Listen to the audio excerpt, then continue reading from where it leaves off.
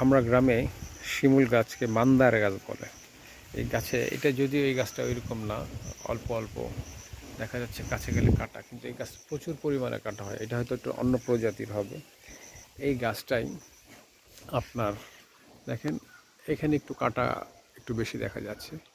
তো এই গাছে এরকম পাতা এবং শিমুল বলতে হলে তুলা গাছ বোঝাচ্ছে। তুলা, যে গাছের থেকে আমরা প্রচুর পরিমাণে তুলা পাই, আমরা বালিশ, তারপরে তোষক বা ল্যাপ এগুলি তৈরি করা হয়। এছাড়া ওই থেকে সুতা হয় বা সুতা থেকে কাপড় হয়, অনেক কিছু হয়। মানে এটা খুব উন্নত।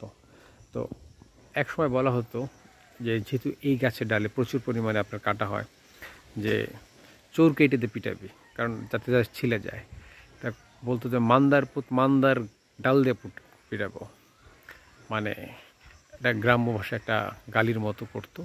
তো যাই হোক, যারা শিমুল গাছ দেখেন না এরকম, আসলে এটা গাছটা ছোট, সে এখনও পূর্ণবয়স্ক হয় নাই, যার জন্য সে হয়তো শিমুলের যে ফুল বা ফল এখনও আসে না, বা এটা সিজন না।